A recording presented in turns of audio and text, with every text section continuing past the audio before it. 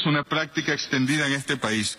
La cifra de personas sin hogar alcanza los 3,5 millones, 1,5 millones de niños y de niñas entre ellos. El 28% de las personas en pobreza no cuenta con cobertura alguna en salud. La tasa de mortalidad materna ha aumentado vertiginosamente en los últimos años. 10.000 niños están alojados en prisiones para adultos. Los niños pueden ser condenados a cadena perpetua. El 70% de esos niños son afroamericanos. El relator especial para la educación ha denunciado el uso de descargas eléctricas y medios físicos de coerción en centros educativos. Estados Unidos es uno de los 7 países del mundo que no ha ratificado la Convención para la Eliminación de la Discriminación contra la Mujer. Del país que se hace llamar el policía del mundo, el ejemplo a seguir en el mundo.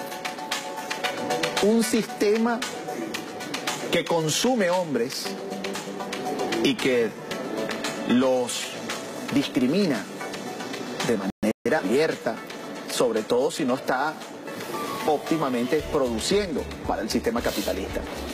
Eran los datos que ofrecía el canciller de la República Bolivariana de Venezuela en la Organización de Naciones Unidas. ¿Ustedes le vieron la cara al representante de los Estados Unidos? Sí. ¿Qué te parece esa cara, Francisco? Bueno, es que siempre va a pasar así porque Estados Unidos busca tener el control de esas instituciones, más allá que lo quiera hacer o lo pretenda, pero lo cierto es que hay muchas voces disidentes como la del país, nosotros, Venezuela, pero también otros países que se unen en ese canto internacional que están contra esa hegemonía que pretende todavía tener Estados Unidos y que está perdiendo. Ojo, precisamente lo que está pasando es que Estados Unidos está en el proceso de ir perdiendo esa hegemonización que ha construido a lo largo de estos últimos 50 años desde la Segunda Guerra Mundial. Cristian Palma de Colombia, ¿puede un país con esas características ser el líder moral del mundo y estarle exigiendo democracia y profundización de los derechos humanos a otras naciones? Bueno, Estados Unidos siempre se ha caracterizado por cierta doble moral. Exige democracia en unos países, pero en otros arrasa con ella y con las instituciones, exige libertad, pero tienen controlado todo el monopolio de los medios. Entonces ellos siempre se han caracterizado por este tipo de posiciones. Por cierto que hay unas sanciones de los Estados Unidos de Norteamérica más recientemente contra funcionarios públicos venezolanos, sí, que algunos medios hablan de funcionarios chavistas. Ahora la pregunta es, ellos tienen el termómetro para saber quién es chavista, quién no es chavista, ellos tienen un detector de chavistas. ¿Realmente esta medida afecta generalmente imagínense ustedes, los trabajadores públicos en Venezuela son un sector importante, por no decir mayoritario? Claro, eso es lo que busca a nivel internacional, hacerle ver a la gente, en la opinión pública internacional, que hay un gobierno forajido y que a lo interno de esas instituciones, pues el control que hay de parte de ese sector chavista es mayoritario y entonces no hay... Es como hacer ver que hay de dictadura dentro de Venezuela para generar esa matriz de opinión a nivel internacional. Pero lo cierto es que yo diría más bien que es lo contrario. O sea, y tanto en cualquiera de estas instituciones que se nombraron en esas medidas, pues hay mucha gente que no comulga con el proceso bolivariano y es muy obvio cuando vemos problemas como el que ocurrió recientemente, por ejemplo, con la Fiscalía incluso, ¿no? Es decir, eso no es tal, no se logra totalmente hacer ver esa matriz de opinión, pero es la que se pretende desde esta lógica de los funcionariales que están allí, ¿no? ¿Usted cree que una medida como esta pudiera más bien revertirse en la opinión y más bien a esas personas que no necesariamente son chavistas ni están de acuerdo con el gobierno decir, epa, pero te estás metiendo conmigo? Claro, yo creo que sí, porque cualquier persona que quiera ir a Estados Unidos por X causa, incluso por causas médicas o de turismo, lo que fuera, Estados Unidos, pues se va a ver ahí afectado ahí, pero ¿por qué yo sí? Incluso puedes estar trabajando allí, pero no comulgas con el gobierno, porque la estadística puede decir que hay mucha gente profesional que puede trabajar en muchas de esas instituciones que no necesariamente son chavistas. Dejamos una pregunta al aire. Esa pregunta me parece que es interesante el análisis como docente, porque pareciera que el hecho que Cristina Kirchner esté liderando las encuestas en Argentina y que Luis Ignacio Lula da Silva también lo esté haciendo en Brasil, pudiera acelerar cualquier decisión violenta que pudiese existir sobre Venezuela. Y me gustaría saber cuál es tu opinión al respecto, porque la victoria electoral de cualquiera de estos dos factores le daría un nuevo impulso a los movimientos progresistas y de izquierda en el continente. Sí, claro. Pues en este momento estamos viendo cómo se reconfiguran las fuerzas en el continente, ¿sí? De un momento progresista, de nuevo la ultraderecha, la reacción está golpeando muy fuertemente, y el peligro es precisamente ese, ¿no? Que vuelvan las democracias progresistas en América Latina, lo que le daría impulso, por ejemplo, a otros procesos como el de las FARC que estamos llevando en Colombia, ¿no? La posibilidad de que un partido de izquierda pueda por primera vez participar en unas elecciones. Bueno, pues eso también está en juego allí. Ese tema es interesantísimo, sí, porque el hecho que se haya constituido la FARC como partido político luego de un proceso de guerra como el que ha habido en Colombia es toda una prueba de fuego, tanto para la FARC como para la democracia, el sistema democrático colombiano. Venía conformándose como un polo de izquierda, ¿no? De partidos progresistas que no habían cuajado completamente en Colombia, pero que están allí. Y que, ¿qué posibilidades hay de que la izquierda vaya unida para unas potenciales elecciones? Que Piedad Córdoba, por ejemplo, pueda ser una de esas candidatas. ¿Cómo lo ves tú como colombiano? Y la importancia que eso tiene en el juego geopolítico que afecta a Venezuela. Sí, bueno, la cuestión de la izquierda ha sido difícil en Colombia por muchas razones. En primer lugar, por la violencia.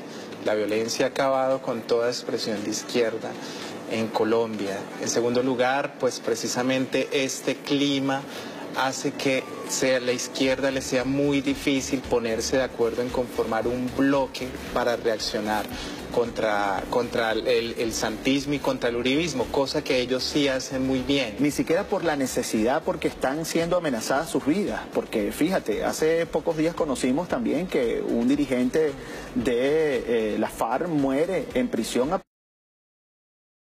Ellos están en un proceso de pacificación y debería haber amnistía para él. Sí, desde que se firmó el proceso de paz han muerto más de 140 líderes en Colombia y también han muerto cerca de 30 desmovilizados de las FARC. Entonces no ha sido fácil este proceso y la izquierda está precisamente bajo esa amenaza constante, ¿no? Al tratar de organizarse viene la reacción de la ultraderecha. Entonces eso también lo tenemos allí y eso también es una dificultad. Esa reacción, sicariato, es asesinato selectivo, ¿cómo la describirías tú? La relación del paramilitarismo. El paramilitarismo aparentemente se había desmontado con la Ley de Justicia y Paz del gobierno de Uribe. Sin embargo, lo que vemos es que fueron algunos líderes paramilitares extraditados precisamente para que no contaran las relaciones que tienen con los grupos económicos y políticos. Pero las estructuras con las que funcionaba el paramilitarismo siguieron funcionando como bandas de crimen organizado. Pero desde el proceso de paz lo que vemos es que se reconfigura de nuevo el paramilitarismo buscando una estructura similar a lo que fueron las Autodefensas Unidas de Colombia. Entonces ahora tenemos las Águilas Negras, tenemos los Rastrojos y otros muchos que se están reconfigurando y ese es el gran peligro que tenemos en este momento. Estamos en la reconfiguración del paramilitarismo. Oye, eso es muy grave lo que está comentando el compañero colombiano, porque lo que se está vendiendo al mundo es que hay un proceso de paz, que hay un proceso de pacificación, que hay un premio Nobel de la Paz como presidente de la República. Sí. Eso es lo que se vende al mundo. Ahora, esto nos lleva también a pensar, y quiero insistir en el tema, sí, Francisco, del juego geopolítico. Sí. Cristina en Argentina, Lula da Silva en Brasil, la FARC como partido político en Colombia. Es decir, hay un conjunto de elementos que le ponen, que dinamizan el juego geopolítico en toda la región. Claro, lo que hay que ver allí es que esas caras visibles pues no son más que la expresión o el simbolismo de los movimientos que están detrás de eso. Es decir, esos movimientos que llevaron a esos gobiernos, ¿verdad? Ya sea Cristina, Lula, Lugo, y que también esas realidades se mantuvieron allí activas. Y es lo que está pasando ahorita, por ejemplo, en Argentina, que le hace tremenda resistencia al gobierno ultraliberal, queremos decir esto con mucha contundencia. Está el neoliberalismo de los 90, por supuesto, que viene después del liberalismo, esa expresión de lo que fue la escuela de Chicago, Milton Friedman, en las dictaduras del Cono Sur. Pero también ahora sería ultraliberales. ¿Por qué? Porque es el gobierno de los empresarios directamente en la política. Es decir, ya ellos no necesitan tener allí unos intermediarios políticos como pasaba en los 90, por ejemplo, con el menemismo, sino que ahora van directamente los pupilos de las familias más elitescas de esos países, ya sea en Argentina o en el mismo Brasil, que directamente incursionaron en la política y no tienen una representación como partido, como tal. Entonces es una etapa más ultraliberal que el neoliberalismo de los 90. Eso es importante para decirlo, porque eso hace que haya un desapego mucho más contundente entre estos políticos y la base social. Y eso, el Trump también es expresión de esa lógica, bueno, ya un empresario directo en la política, y eso lo que te muestra es una crisis del sistema global, de la llamada globalización, no solamente a escala de América Latina o del propio Estados Unidos como país en crisis, sino a nivel global. Y lo vemos en Europa también, con esas polarizaciones que hay entre lo que sería esa etapa globalizante, la disidencia de Theresa May en Inglaterra o el ascenso de Macron en medio de una crisis en Francia. Es decir, hay una polarización constante que se está dando también en Europa que puede llevar a una crisis tremenda en esos sistemas políticos. Ahora, fíjense, hay un proceso que se venía dando tanto en Argentina como en Brasil, que era el proceso de judicializar la política, tratar de impedir que Cristina y que Lula avanzaran por la vía judicial, por la vía de acusaciones de corrupción. ¿Qué futuro le ves tú a esto como docente universitario? ¿Usted considera que esta pudiera ser una carta bajo la manga de la derecha para tratar de impedir que estos líderes visibles de los movimientos progresistas puedan retomar el poder por la vía del voto? Sí, claro que sí. Precisamente estamos asistiendo a una reconfiguración de la política exterior de Estados Unidos. En algún momento fueron los golpes armados, el entrenamiento de grupos paramilitares, bueno, que lo sigue siendo, ¿sí? Digamos una guerra, un golpe de Estado como lo conocemos. Sin embargo, ahorita asistimos a los golpes de Estado blandos, ¿no? Una política más que se maneja desde la guerra mediática, desde la guerra judicial. Como el golpe de Dilma, el golpe parlamentario. Como el golpe de Dilma, exacto, sí, un poco el enjuiciamiento que le quieren hacer a Cristina Kirchner, a Lula. Entonces vemos que esta es la nueva estrategia con la que se está buscando de nuevo como pulir la política exterior de Estados Unidos para desestabilizar la región de nuevo. Hay una cosa importante también, Jarín, que es importante, y yo trato de recalcar eso cuando estuvimos en Argentina con compañeros y compañeras que han apoyado los proyectos progresistas en América Latina, y tiene que ver con el no dejarse cercar, es decir, no dejar que esa lógica ultraliberal, ya sea en medios o en las instituciones del Estado, de esos gobiernos, logren cercar a esos proyectos progresistas y que se vayan desapegando de lo que es el proyecto continental integrador. Yo creo que eso es muy importante, porque eso es como otra arista de esa desintegración continental que se busca. Y en Argentina vimos expresiones de eso. Y es muy importante decirlo para que no ocurra ese proceso, pues. Yo no quiero finalizar esta entrevista sin compartir con ustedes este sonido. Espero que los muchachos lo tengan preparado, el sonido de Donald Trump, donde amenaza en la Organización de Naciones Unidas con acabar, con destruir a Corea del Norte, en un espacio donde se va a tratar de consolidar la paz. Sí. Bueno, este señor, presidente de los Estados Unidos de Norteamérica, habla de acabar con un país. Vamos a escucharlo. Estados Unidos tiene mucha paciencia, tiene mucha fuerza, pero si nos vemos obligados a defendernos o a defender a nuestros aliados, no tendremos otra opción que no sea la destrucción total de Corea del Norte. Yo quería compartir con ustedes esto, porque ya se nos está terminando el tiempo, pero en el juego, digamos, global, sí, ¿qué se está jugando aquí? ¿Qué buscan los Estados Unidos de Norteamérica con generar todos estos conflictos en el mundo, todas estas tensiones. Busca aterrorizar al pueblo del mundo, a imponerse por la vía de la fuerza. Yo creo que lo que está precisamente atemorizado es su propio sistema político, o su propio sistema hegemónico de poder. Entonces, en esa lógica de crisis interna en Estados Unidos y de la pérdida de espacio de confluencia en el mundo, hace este tipo de declaraciones Donald Trump. Y por eso amenaza a Corea con tal contundencia internacional. No es adepto a las políticas que ellos quieren entablar ahí, a las políticas globalizantes y neoliberales. Sí. Y en ese sentido, es muy peligroso. Es decir, nosotros lo venimos diciendo, no es juego lo que está pasando allí en la península de Corea, porque lamentablemente la visión de Donald Trump y de su gobierno en este momento no es su forma, que es su forma del poder popular en la República de Corea, y que es un pueblo muy organizado, con un alto nivel académico y de nivel político. Nosotros lo hemos conocido estudiando esos sistemas políticos y de nivel tecnológico. Y vemos que también su tecnología los llegó a tener una contundencia en el tema nuclear. Entonces, en ese sentido, pues se está jugando con fuego y, oye, si llega a ocurrir, que esperemos que no, pero que se pase la raya por parte de Estados Unidos hacia Corea del Norte, la cosa se puede poner muy complicada en el Asia, con Japón, incluso con China, y yo creo que ahí China también ha hecho bastante presión como mediar para que eso no ocurra, ¿no? Cristian, un minuto para el final. ¿Tu opinión al respecto? Sí, asistimos a un momento en el que Estados Unidos está implementando una estrategia, por un lado, de apropiación de recursos, como lo venía haciendo, pero además de balcanización de toda la región. Cualquier intento de integración, bien sea económica o política, va a ser una amenaza para él. Por lo tanto, está atacando las potencias que podrían liderar ese tipo de procesos. Y efectivamente, ya han salido al paso potencias como los BRICS, sí, desde el punto de vista económico. Ajá. Ahora Corea del Norte se para y le dice, yo también tengo fuerza nuclear. Bueno, esto es un tema que nos va a ocupar. Ojalá nunca tengamos que decir, ni en este ni en ningún otro espacio, que ha estallado una guerra por las diferentes amenazas y algunas cosas, digamos, salidas de tono por parte del presidente de los Estados Unidos y de esta fuerza militar que ellos representan en el mundo.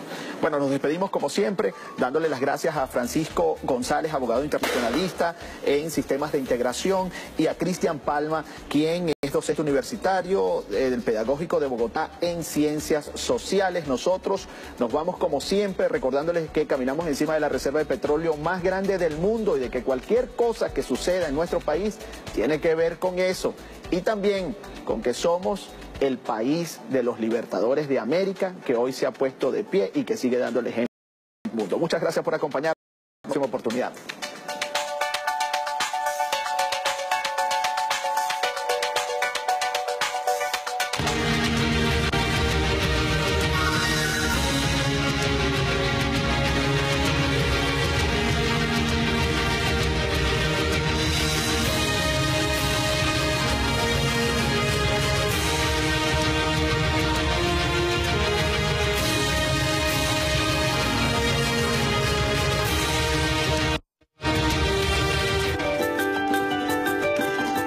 Este programa contiene elementos que no pueden ser presenciados por niñas, niños y adolescentes sin supervisión.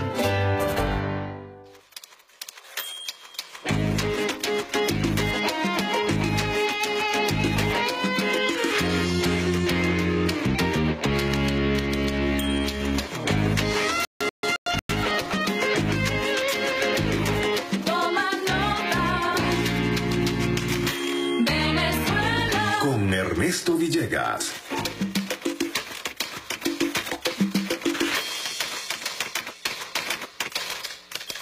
Muy buenas noches, amigas y amigos. Bienvenidos a esta primera emisión de su programa Toma Nota Venezuela, un espacio donde hemos de tomar nota de las principales informaciones recogidas por la Agencia Venezolana de Noticias y otros medios del país, y donde hemos de compartir información, análisis, contexto y algunas conversaciones, entrevistas que esperamos sean de su interés. Vamos de una vez a mirar lo que se conoce como el top, en algunos países el top 10, porque hablan inglés. Aquí no hablamos inglés sino castellano, y como no son 10 sino 13, las llamamos el top, ¿Cómo es, coordinador? Top 13. Vamos, directamente. La primera de las notas en el ranking de la Agencia Venezolana de Noticias es la siguiente. Petróleo venezolano subió 4,09% y cerró la semana en 318.81 yuanes por barril. Y es que el petróleo venezolano empieza a cotizarse en esa moneda, en el yuan, que es la moneda oficial de la República Popular China, luego de las sanciones, de las medidas hostiles adoptadas por el gobierno de los Estados Unidos, que ha sido nuestro principal cliente histórico en la adquisición del petróleo venezolano, pues por defensa propia, por defensa nacional, Venezuela ha optado por la cotización de su cesta petrolera en una cesta de monedas y particularmente en el yuan chino. Hay incluso inversiones que ha venido anunciando ya el presidente de la República Bolivariana de Venezuela, Nicolás Maduro Moros, en esa moneda para la educación. Pero veamos, que escuchemos, mejor dicho, las palabras del presidente Nicolás Maduro sobre este asunto. Fíjense este titular, me lo acaba de pasar Ernesto Villegas Tolhac. Vi que llegas, Ernesto. Venezuela empieza a reportar precio del crudo en yuan chino. Cerró en 306.26 yuanes. Agencia Reuters, noticia. Venezuela ya cotiza su petróleo y todos sus productos en una canasta de moneda. Aquí está en yuanes. Bien, ese es el petróleo venezolano. El presidente Maduro anunció la inversión de una cantidad muy importante de yuanes en la fabricación de canaimitas y tabletas. Tabletas para nuestros estudiantes. Vamos a recordar las cuentas que en redes sociales hemos abierto para este programa. Toma Nota Ven en Twitter, precedido de la @, así como en Instagram, @Toma Nota Ven, y en el Facebook, Toma Nota Venezuela. Mientras tanto, estamos transmitiendo en vivo por estas mismas redes sociales a través de las cuentas personales de este servidor, Ernesto Villegas. La siguiente nota del top 13 de la Agencia Venezolana de Noticias es la siguiente. 7 millones de estudiantes colman instituciones educativas del país para iniciar el año escolar 2017-2018. Son más de 7 millones de estudiantes, como ya hemos dicho. En este nuevo año escolar se invirtió 230 millones de bolívares en varios rubros, anunciado por el presidente Nicolás Maduro, para la distribución de 3 millones de morrales de la patria en todo el país y 2 millones de uniformes escolares que fueron distribuidos por los CLAPS. Nuevamente vemos un video del presidente de la República. Estamos dando la bienvenida al año escolar 2017-2018, dándole nuestro abrazo a las madres, a las abuelas, a las tías, a los padres, también a los abuelos, a toda la familia. Hoy es una fiesta porque uno se siente feliz. Ese muchachito, esa muchachita, ya con su morral, yendo para clase, después regresando con la experiencia que va obteniendo y la felicidad más grande. Y Venezuela le garantiza, que lo sepan, fíjense ustedes, las nuevas cifras de medición concreta real. El 76% de la educación del país, hoy por hoy 76%, es pública, gratuita y de calidad. El 82%, Elías, el 82%, tomen nota, Ernesto Villegas, toma nota, estaba en un acto con el CEO ahorita. El 82% de los planteles educativos del país, 82, son públicos. Hace 18 años, Elías, éramos unos chamitos nosotros. 20 años, apenas la revolución empezaba a llegar. Era al revés. Apenas el 25% de la educación del país, 30% era pública. Estaba privatizándose y desapareciendo el derecho a la educación. La tercera nota en el top 13 de la Agencia Venezolana de Noticias también tiene que ver con un presidente, pero no el de Venezuela, sino el de los Estados Unidos de América, que desde las Naciones Unidas ha amenazado con imponer aún más sanciones contra el pueblo venezolano. El presidente Donald Trump utilizó el podio, aquel mismo podio que fue utilizado en su momento por el presidente George W. Bush, ¿recuerdan? Desde el cual un día después el presidente Chávez dijo que todavía olía a azufre. Pues desde ese mismo podio el presidente Donald Trump ha amenazado con más sanciones para Venezuela. Estas se sumarían a las que ya ha dictado con el marco de una orden ejecutiva que prohíbe negociaciones de deuda.